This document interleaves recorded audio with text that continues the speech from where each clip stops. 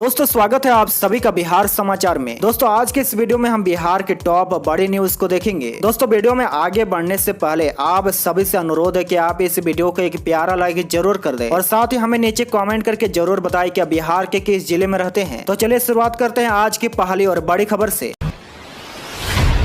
भारतीय डाक विभाग में 12,800 ग्रामीण डाक सेवकों की भर्ती। भारतीय डाक विभाग ने अभ्यर्थियों से ग्रामीण डाक सेवकों के पदों पर भर्ती के लिए योग्य व इच्छुक अभ्यर्थियों से आवेदन आमंत्रित किए हैं। जो भी अभ्यर्थी इंडिया पोस्ट की इस वैकेंसी में आवेदन करना चाहते हैं वो इंडिया पोस्ट की वेबसाइट indiapost.gds.online.in पर जाकर ऑनलाइन आवेदन कर सकते हैं। इंडिया पोस्ट के इस भर्ती अभियान में संस्थान में कुल 12,828 पदों पर अभ्यर्थियों की भर्ती की जानी है। आपकी जानकारी के लिए बता दें कि इसके लिए रजिस्ट्रेशन की प्रक्रिया 22 मई को शुरू हो चुकी है और 21 जून 2023 को समाप्त होगी।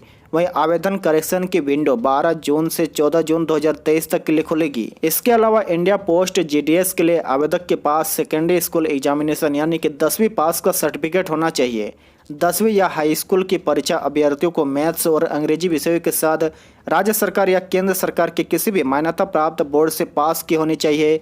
यह मान्यता प्राप्त बोर्ड या संस्थान से इसके समकक्ष होनी चाहिए। साथ ही आपको बता दें कि चयन प्रक्रिया में अभ्यर्थियों की छंटनी उनके द्वारा मैट्रिक परीक्षा में प्राप्तांक के आधार पर की जाएगी।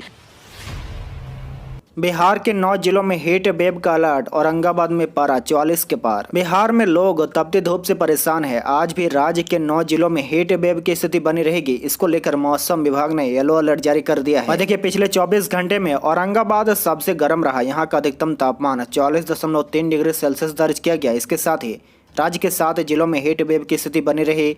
इसमें पटना, शेखपुर, नवादा, औरंगाबाद, भोजपुर, बांका और नालंदा शामिल है। वहीं प्रदेश के 12 जिलों का अधिकतम तापमान 40 डिग्री के पार दर्ज किया गया है। वहीं देखिए बिहार में 24 मई को पूरे राज्य में हो सकती है बारिश। मौसम विभाग ने 24 मई को सभी जिलों में तेज हवा, बारिश और आकाशीय बिजली की आशंका जताई है। तेज हवा के साथ बारिश को लेकर अलर्ट भी जारी कर दिया है। मौसम विभाग के अनुसार एक ट्रफ लाइन समुद्र तल से 0.9 किलोमीटर ऊपर पश्चिम बिहार से छत्तीसगढ़ होते हुए उत्तरी तेलंगाना की ओर गुजर रहा है। इससे राज्य में अगले 24 घंटे तक गर्मी की तपिश और बढ़ेगी। इसके बाद बिहार में आंधी पानी की गतिविधियां तेज हो जाएगी। मौसम विभाग ने बताया कि बिहार में पश्चिमी विक्षोभ सक्रिय होने की वजह से ऐसा मौसम रहेगा। आपको बता दें कि मानसून 2023 इस बार तय समय से 1 जून से 2 दिन बाद 4 जून को केरल में दस्तक दे सकता है। वहीं बिहार में उसके 1 हफ्ते के बाद इसकी एंट्री हो सकती है। लोगों को बारिश का बेसब्री से इंतजार है। किसानों की उम्मीदें भी बारिश से है। वहीं बाढ़ के दस्तक को लेकर लोगों की चिंता बढ़ी हुई है। बिहार में केसी त्यागी की टीम जदयू में वापसी। विशेष सलाहकार और मुख्य प्रवक्ता की मिली जिम्मेदारी। जदयू ने अपने वरिष्ठ नेता और पूर्व सांसद केसी त्यागी को राष्ट्रीय संगठन में फिर से बड़ी जिम्मेदारी दे दी है। उन्होंने विशेष सलाहकार और मुख्य राष्ट्रीय प्रवक्ता बनाया गया है। आपको बता दें कि ललन सिंह के राष्ट्रीय अध्यक्ष बनने के बाद मार्च में घोषित राष्ट्रीय कमेटी में इनका नाम नदारद था। इसकी वजह यह थी कि उन्होंने खुद पार्टी नेता नीतीश कुमार से पद मुक्त करने का आग्रह किया था। अब जबकि नीतीश कुमार देशव्यापी विपक्षी गोलबंदी से जुटे हुए हैं, ऐसे में त्यागी का रोल महत्वपूर्ण हो जाता है। ललन सिंह ने केसी त्यागी की नियुक्ति को लेकर जारी प्रेस नोट में कहा कि पूर्व सांसद केसी त्यागी समाजवादी आंदोलन से जुड़े एक अनुभवी नेता है और उन्होंने पूर्व प्रधानमंत्री स्वर्गीय चौधरी चरण सिंह और बिहार के मुख्यमंत्री नीतीश कुमार के साथ मिलकर काम किया है। हम उनका संगठनात्मक अनुभव चाहते हैं, इसीलिए उन्हें पार्टी में यह जिम्मेदारी दी गई है।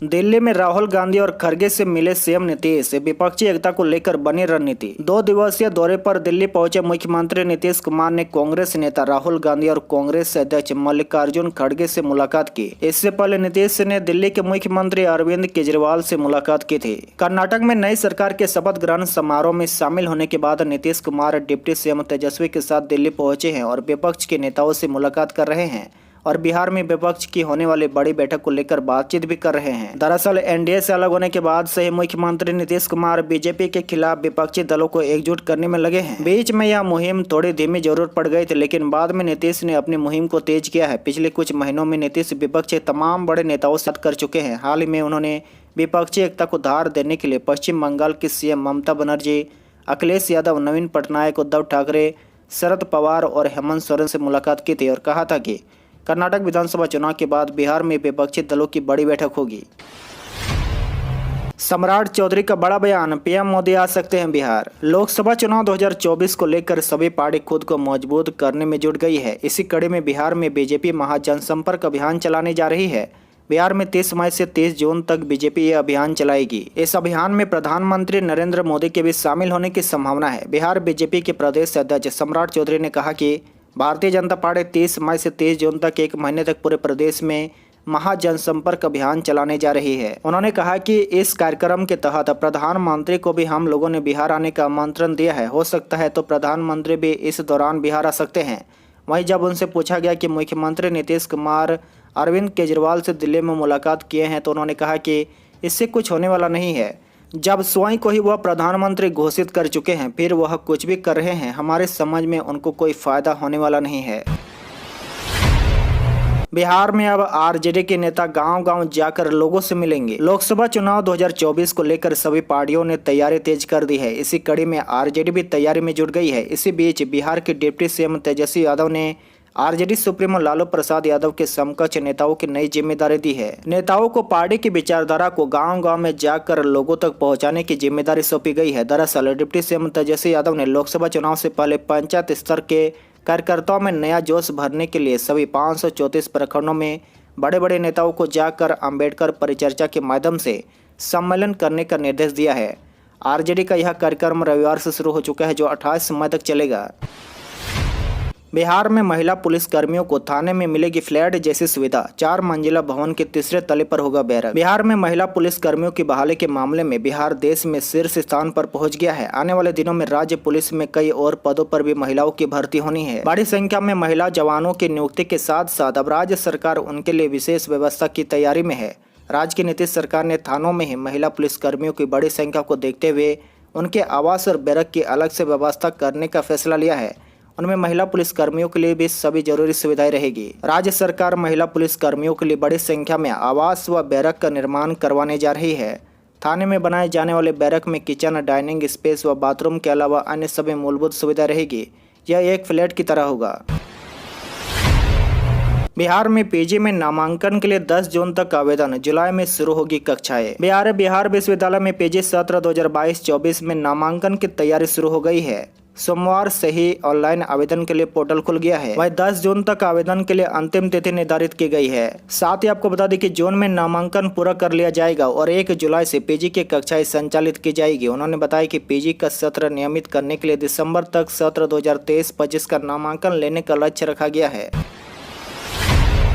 बिहार में टेक्निकल डिग्रीधारी शिक्षक अभ्यर्थियों को बड़ा झटका, सरकार के फैसले का विरोध करना पड़ा भारी। राज्य सरकार ने हाल ही में आंदोलन करने वाले शिक्षकों को यह चेतावनी दी थी कि अगर कोई शिक्षक धरना प्रदर्शन में शामिल होता है तो उसके खिलाफ अनुशासनात्मक कार्रवाई की जाएगी। लेकिन सरकार की चेतावनी के बावजूद शिक्षक अभ्यर्थियों ने राज्य सरकार के इस फैसले का विरोध किया है, जिसके बाद राज्य सरकार ने शिक्षक अभ्यर्थियों को बड़ा झटका दे दिया है। सरकार ने टेक्निकल डिग्रीधारी को शिक्षक बहाली से बाहर कर दिया है। बिहार में होने वाली शिक्षक बहाली में अब टेक्निकल डिग्रीधारियों को मौका नहीं मिलेगा। यूँ कहें तो बीबीए, बीसीए और बीटेक डिग्रीधारी अब कभी भी शिक्षक नहीं बन सकेंगे। टेक्निकल डिग्रीधारी अभ्यर्थियों ने शिक्षक भर्ती नियमावली 2023 का विरोध किया था, जिसके बाद से सरकार ने यह फैसला लिया है। गर्मी की छुट्टी में गुरुजी को मिला ड्यूटी, स्कूल के शौचालय और अन्य निर्माण कार्यों को कराने का दिया गया निर्देश। सरकारी स्कूल के प्रधानाध्यापक, प्रधान शिक्षकों को गर्मी की छुट्टी में भी ड्यूटी करनी होगी। शिक्षा विभाग ने सभी जिला शिक्षा पदाधिकारियों को यह निर्देश जारी कर दिया है। गर्मी की छुट्टी के दौरान वे स्कूल आएंगे और विद्यालय के शौचालय और अन्य निर्माण कार्यों को कराएंगे। इस दौरान स्कूल में ना तो बच्चे रहते और न ही शिक्षक। ऐसे में स्कूल में जो भी मरम्मत का काम होगा उसे स्कूल के प्रधान अध्यापक और प्रधान शिक्षक कराएंगे। राज्य परियोजना निदेशक बी कार्तिक धनजी ने सभी डीओ को यह निर्देश दिया कि संबंधित विद्यालय के प्रधान अध्यापक और प्रधान शिक्षकों को यह निर्देश दिया जाए कि ग्रीष्म अवकाश के दौरान भी विद्यालयों में स्वीकृत सभी असैनिक निर्माण कार्य की योजनाओं को अपने देखरेख में ससमय और गुणवत्तापूर्ण संपन्न कराना सुनिश्चित करें। 2000 के नोट बदलने के लिए स्टेट बैंक ने लिया बड़ा फैसला, किसी भी आईडी प्रूफ या पर्ची की अब जरूरत नहीं। रिजर्व बैंक ऑफ इंडिया ने 2000 के नोटों का चलन बंद करने का फैसला लिया है। आरबीआई ने कहा कि 23 मई से लोग बैंक में जाकर अपने पास पड़े 2000 के नोट बदल सकेंगे। बैंकों में नोट कैसे बदले जाएंगे, इसको लेकर कई तरह की बातें हो रही थी, लेकिन देश के सबसे बड़े bank state bank of India ने कल लोगों को बड़ी राहत देने का ऐलान कर दिया है। स्टेट बैंक ऑफ इंडिया ने अपने सभी ब्रांच को नोट बदलने को लेकर दिशा निर्देश दिया है। इसमें साफ साफ कहा गया कि 2000 के नोट यानी 20,000 रुपये तक के नोट बदलने के लिए किसी भी पर्ची की जरूरत नहीं होगी। बैंक में नोट बदलने आए व्यक्ति से किसी तरह का पहचान पत्र भी नहीं मांगा जाएगा। यानी जिस भी व्यक्ति को नोट बदलना है वो सीधे बैंक में आएगा और बगैर किसी कागज के नोट बदल कर जाएगा। एसबीआई के इस फैसले के बाद अब तय हो गया है कि दूसरे सरकारी बैंक भी यह प्रक्रिया अपनाएंगे। एसबीआई ने अपने सभी शाखाओं को कहा कि वह सुनिश्चित करे कि नोट बदलने आए लोगों को परेशानी नहीं हो। बिहार के इंजीनियरिंग कॉलेजों में 33% सीटें छात्राओं के लिए अब रिजर्व। बिहार के इंजीनियरिंग कॉलेजों में सत्र 2023-24 के नामांकन में छात्राओं को अब 33% आरक्षण मिलेगा। बिहार संयुक्त प्रवेश प्रतियोगिता परीक्षा परिषद को आरक्षण संबंधी आदेश का पत्र मिल गया है। हालांकि मेडिकल कॉलेज में छात्राओं को आरक्षण के लिए अभी भी इंतजार करना होगा, क्योंकि बीसीसीबी को अब तक आदेश प्राप्त नहीं हुआ है। आपको बता दें कि सत्र 2023-24 में एडमिशन के लिए 38 इंजीनियरिंग कॉलेजों में 10,865 सीटें उपलब्ध है। इसके अलावा गया व वैशाली के 2 प्राइवेट कॉलेजों में 540 सीटें और ALNMU के डॉक्टर APJ अब्दुल कलाम महिला प्रौद्योगिकी संस्थान दरभंगा की 30 सीटों पर एडमिशन होगा। यानी कुल 11,435 सीटों पर एडमिशन होना है। साथ ही आपकी जानकारी के लिए बता दें कि 20 जून के बाद बिहार के इंजीनियरिंग कॉलेजों में एडमिशन का शेड्यूल जारी कर दिया जाएगा। राज्य के 19 जिलों में होगी अल्ट्रासाउंड केंद्रों की जांच। राज्य के 19 जिलों में चल रहे अल्ट्रासाउंड सेंटरों की जांच होगी। मुख्य सचिव आमिर सुबहानी की अध्यक्षता में हुई बैठक के बाद इन जिलों में अल्ट्रासाउंड सेंटर की जांच करने का निर्णय लिया गया है। इन 19 जिलों में लिंग अनुपात कम है, ऐसे में अल्ट्रासाउंड सेंटर जांच के घेरे में है। नेशनल फैमिली हेल्थ सर्वे 2019-20 के अनुसार राज्य के 19 जिलों में 1000 लड़कों की तुलना में लड़कियों की संख्या 900 से भी कम है। इन जिलों में अररिया, अरवल, औरंगाबाद, भागलपुर, भोजपुर, बक्सर, दरभंगा, गया, कटिहार, लखीसराय, मधुबनी, मुजफ्फरपुर, नवादा, पश्चिमी चंपारण, पूर्वी चंपारण, समस्तीपुर, सारण, शेखपुरा और सुपौल है। माना जा रहा है कि इन जिलों में या तो अवैध रूप से अल्ट्रासाउंड चल रहे हैं या वैध अल्ट्रासाउंड सेंटरों में अवैध कार्यों को अंजाम दिया जा रहा है।